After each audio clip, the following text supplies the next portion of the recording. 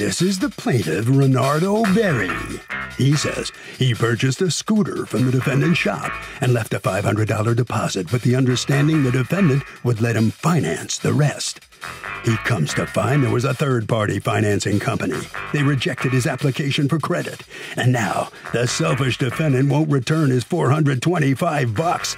That's why he's here, suing him.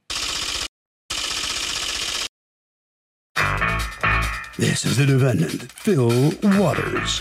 He says the plaintiff decided to go to a financing company for a loan, and for whatever reason he was denied. He tried to explain to him that deposits are non-refundable. The plaintiff doesn't seem to understand that concept. Now it's up to the judge to explain it to him. He's accused of scooting around the issue.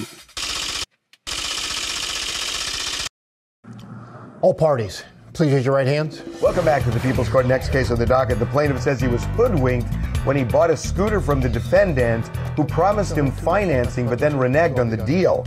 Now, the defendant says the financing company denied the plaintiff's loan and his deposit is simply non-refundable. It's the case of Scooter. He hardly knew her. Thank you, Douglas. You're welcome. All right, Mr. Berry, tell me what happened.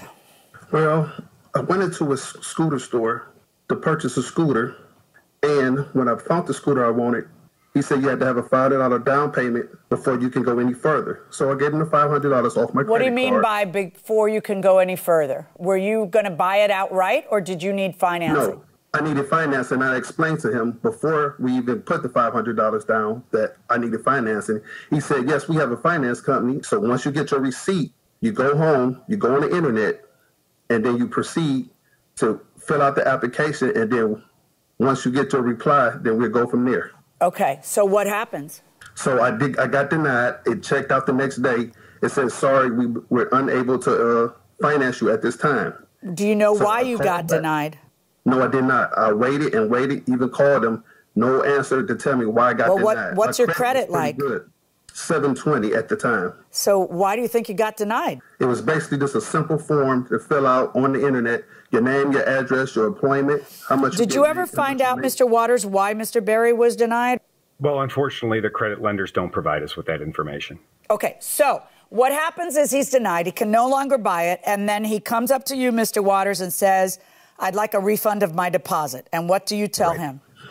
Actually, when this came up, we understand the situation. We feel terrible for him.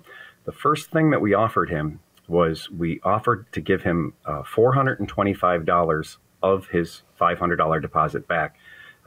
It's not something we have to do. In the case of a deposit, it's mostly a good faith thing that we do. We want to keep people happy. We'd like to have them thinking about our company in the future if they decide to, or if their financial situation changes. He did not like that idea. And we didn't hear anything back from him until we did hear from the credit company for the card he presented to us. He was doing a chargeback.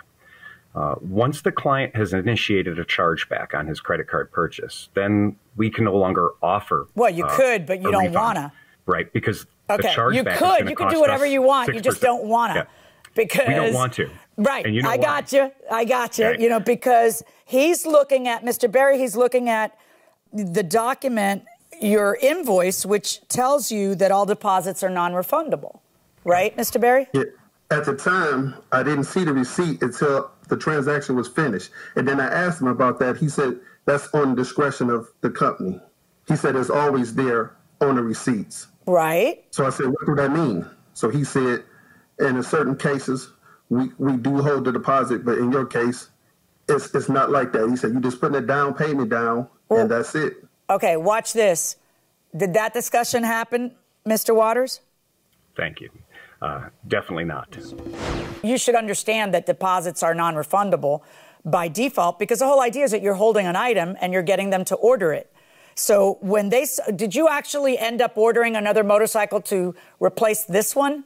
We did. Right. So the idea is that you're holding something and you're entering into a contract. It isn't his fault that you didn't qualify. I don't even know why you didn't qualify if your credit was so good.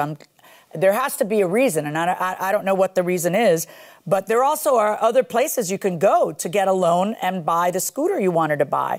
So instead of doing that, you want your money back. And he tells you, look, the receipt says deposits are non-refundable, but, it's at our discretion. And so we'll return $425. You don't like that, then you go fight it with the credit card company, then you lose. So they're telling you, wow, you should have been working with him and see what he says. So what does he say? He says, I was going to give you $425, but then you went and tried to get it the other way because I can't even keep $75 for wasting my time and ordering a new machine.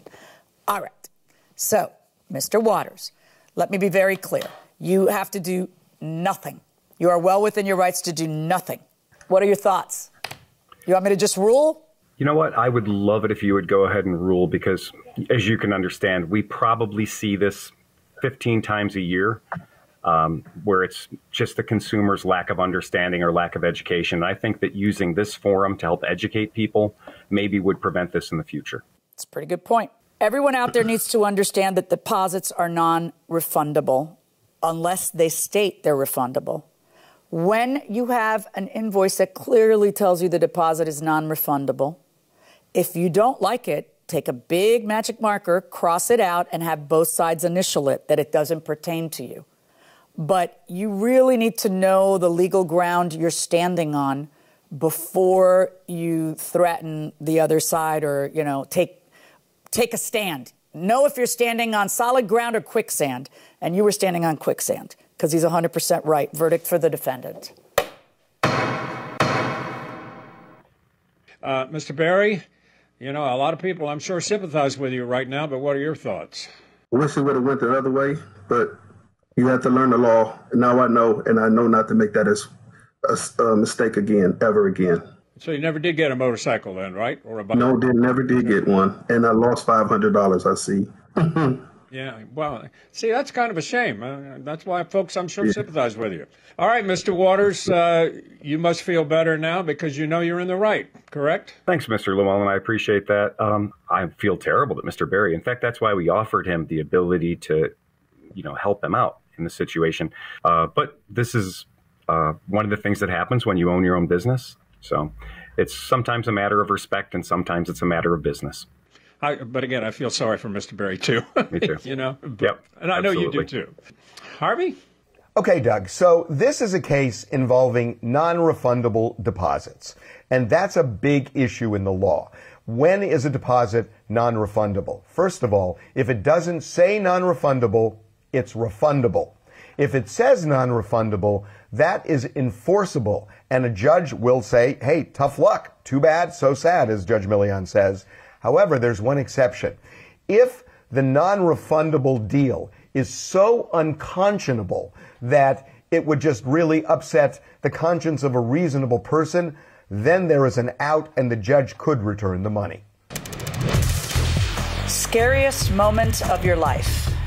Easy for me to answer what the scariest moment of my life was. Our daughter Christina was about 6 years old, and I took her to this little Christmas festival in our town. It was really crowded, and all of a sudden she wandered off a couple of feet, and boom, we got cut off, and I couldn't find her, and I was shattered for, must have taken almost an hour. What was your first move? I called you, I think. Right. Yeah. Sophie was 2 days old, and we had just brought Sophie back from the hospital that day. Right. Your first move was called to call you. Make it better, Marilyn. Do something. The lady who had just spit out a baby 2 days earlier. And I remember I had to drive out there because you were freaking out. And while I was driving out there to help you find her, I had to put the baby in the carrier. Right. I'm wearing Pampers. I had a baby 2 days earlier. Yeah. I'm driving over to the park, and I'm telling you, call the police, talk to the police, find a police officer. And when you did that, the police officer said, yes, a woman just brought her over to another officer. Hold on, and that's what had happened. She had just wandered off and she got lost, and then she started crying, and a nice lady connected you with her. Right, and at the time I was a prosecutor and I knew a lot of bad things. That's the problem. So you know what can happen, and you know how quickly it can happen. There's nothing like losing a child, whether it's for an hour or forever. There is no fear like those first few moments. Right.